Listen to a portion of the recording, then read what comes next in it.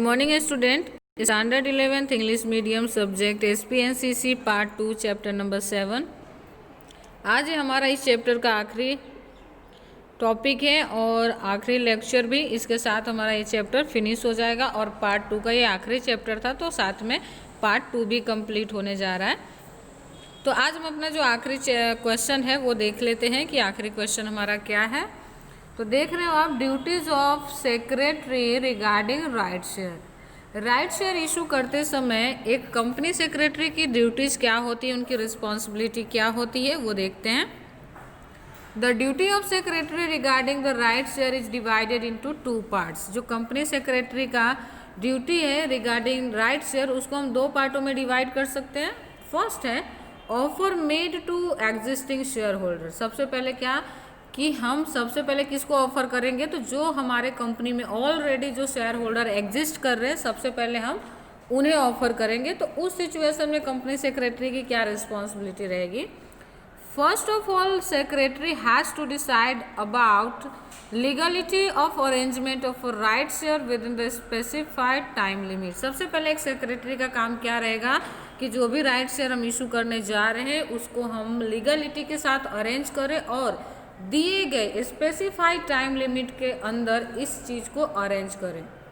Second आता है the resolution for this must be pass in the meeting of board of directors. इसके लिए right share issue करने से पहले कंपलसरी आपको बोर्ड ऑफ डायरेक्टर्स की मीटिंग बुलानी रहेगी और उसके अंदर आपको रिजोल्यूशन पास करने पड़ेंगे कि आप ये रिपोर्ट करना ये शेयर इशू करना चाहते हैं या नहीं। The shareholder have to given due to notice regarding the application to be made for the right share and payment required money to be made and minimum 15 days should be given. The shareholder have to given due notice regarding the application to made for right share.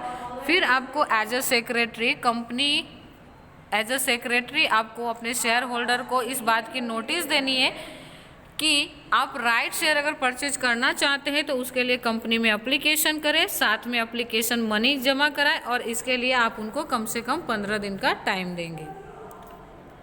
Next आता है the date of closing the list of member and the list of transfer of share must be decided. कितने दिन के अंदर membership का list close हो जाएगा, यानी कब तक आप राइट शेयर परचेज कर सकते हैं और कब तक आपका नाम मेंबरशिप के लिस्ट में ऐड हो सकता है और कब बंद हो जाएगा।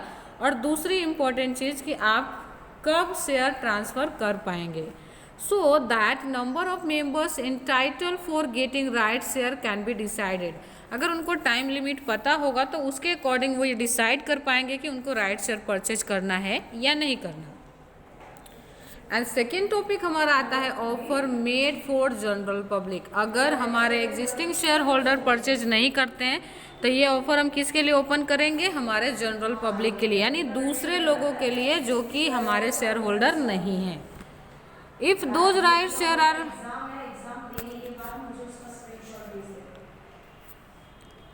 If those rights share are not taken by members or they have not applied for these shares, they are distributed or offered to the general public for subscription by issuing prospectus.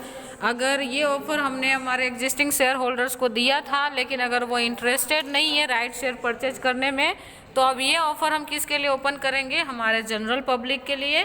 किसके through, तो हम subscribe करेंगे market में prospectus और उसके through उनको invite करेंगे application करने के लिए। All the formalities for the this is a very similar as the procedure of issuing share. Right share को इशू करने की जो प्रोसीजर सेम होता है जैसे कि हम नॉर्मल शेयर इशू करते हैं वैसा ही होता है। Formalities done like a calling for meeting, pass a resolution, send a letter of allotment, send share certificate and note down the list of members to prepare share allotment registered etcetera need to be done.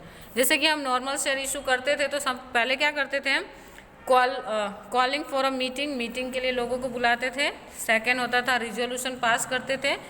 Third होता था कि हम उनको किन share holders को share allot करने वाले हैं उनको हम नोटिस भेजते थे, लेटर भेजते थे।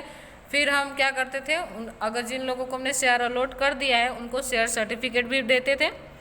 फिर हम उनका लिस्ट बनाते थे जिसको हम मेंबरशिप रजिस्टर्ड कहते थे। एंड लास्ट में हम क्या करते थे, अलॉटमेंट रजिस्टर प्रिपेयर करते थे, जो कि कंपनी के रजिस्ट्रार के पास होता था और कंपनी के अंदर भी होता था। तो ये सारे जो ज़रूरी स्टेप्स होते थे जो हम क्लियर करते थे, तो यही आपको राइट शेयर इशू करते समय भी करना है। ये सारे चीज़ें आपको ध्यान में रखनी है। तो इसी के साथ हमारा ये चैप्टर प्लस ये पॉइंट दोनों ख़त्म होता है। Thank you.